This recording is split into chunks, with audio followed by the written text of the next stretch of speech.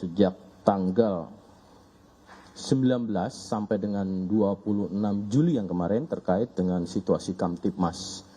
Tentunya kita ketahui dalam amanah Undang-Undang Nomor 2 Tahun 2002 tentang Kepolisian Negara Republik Indonesia dalam Harkamtipmas atau pemeliharaan keamanan dan ketertiban masyarakat, perlindungan, pengayoman dan pelayanan masyarakat, juga dalam proses penegakan hukum. Ya. Yang pertama, Polri telah melakukan pengungkapan kasus tindak pidana selama periode 19 sampai dengan 26 Juli kemarin, Jumat, ya. Sebanyak 1.542 kasus di mana pada kategori tindak pidana yang menonjol, ya, antara lain di sini ada tindak pidana ringan, ya, beberapa cakupan tindak pidana ringan sebanyak 325 perkara atau kasus yang dapat diselesaikan. Kemudian narkotika juga selama periode 19 sampai dengan 26 Juli 2024 ini tindak pidana narkotika, ya, sebanyak 178 perkara atau kasus.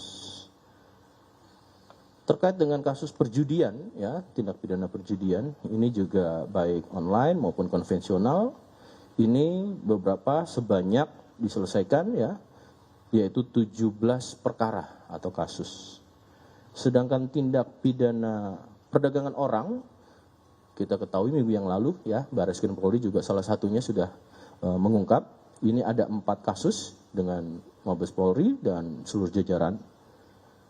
Adapun pengungkapan yang telah dilakukan, tentunya kami akan menyampaikan salah satu atau beberapa contoh terkait dengan tindak pidana narkoba yang pertama. Ini ada 3 kasus, ya.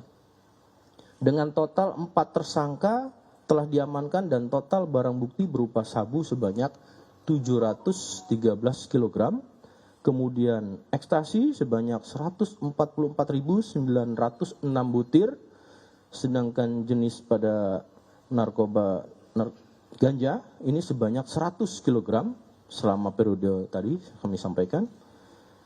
Kemudian tembakau sintetis sebanyak 1,2 ton, PCC sebanyak 1.215.000 butir, dan obat keras sebanyak 1.024.000. Berdasarkan pengungkapan tersebut, Polri telah berhasil menyelamatkan 52.834.600 jiwa. Ya, tentunya ini adalah pekerjaan yang kolaboratif dan juga atas partisipasi seluruh stakeholder termasuk elemen masyarakat dan lingkungan masyarakat setempat. Kedua, dengan tindak pidana perjudian online. Ini ada 1 kasus kemarin sudah disampaikan dengan sindikatnya adalah sindikat jaringan internasional, ya.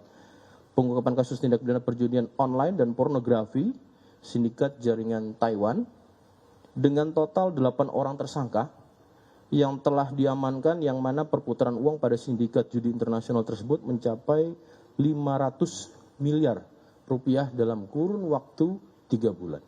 Kemarin sudah dilakukan press conference dan ini merupakan bagian dari beberapa kasus yang tadi bisa kita selesaikan. Tindak pidana perdagangan orang, ya, ini ada 1 kasus pengungkapan kasus TPPO dengan modus membawa warga negara Indonesia ke luar negeri, yaitu negara Australia, di mana kerjasama Polri dengan AFP untuk dieksploitasi secara seksual.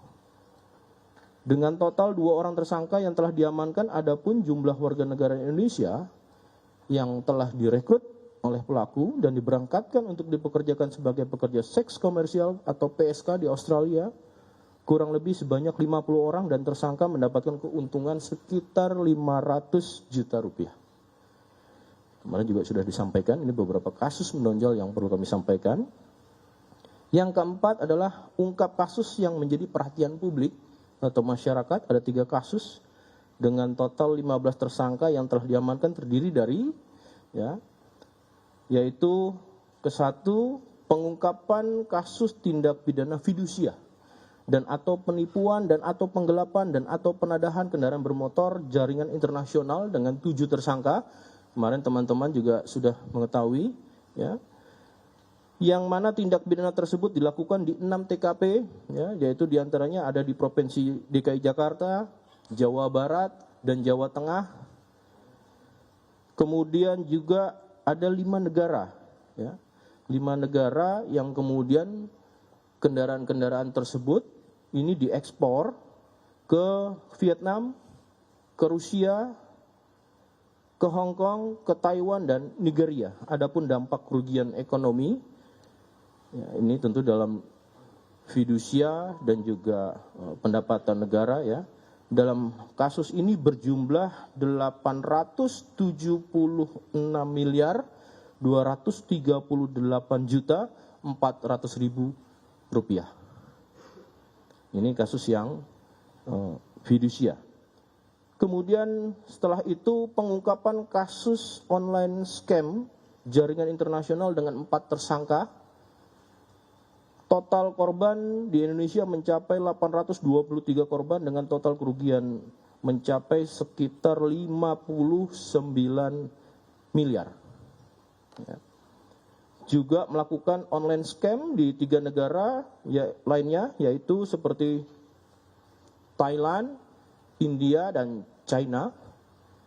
Adapun terhadap ketiga negara tersebut tentunya juga akan mengalami kerugian, ya, dengan rincian sebagai berikut. Di India sekitar 1.077.204 juta, sedangkan di China 91.207 juta, dan kemudian di Thailand yaitu 288.300 juta.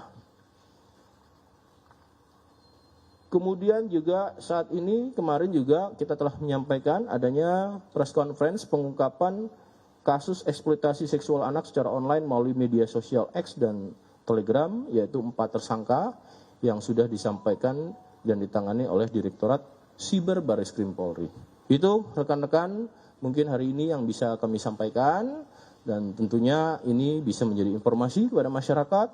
Polri komitmen dan konsisten menuntaskan segala bentuk apa yang terkait dengan kejahatan-kejahatan maupun pelanggaran yang tentunya menjadi perhatian publik dan meresahkan masyarakat. Kembali komitmen dan konsisten, amanah Undang-Undang Kepolisian Negara Republik Indonesia tentu mengamanahkan untuk memelihara Kamtibmas, melindungi, mengayomi, dan melayani masyarakat dan proses pada penegakan hukum.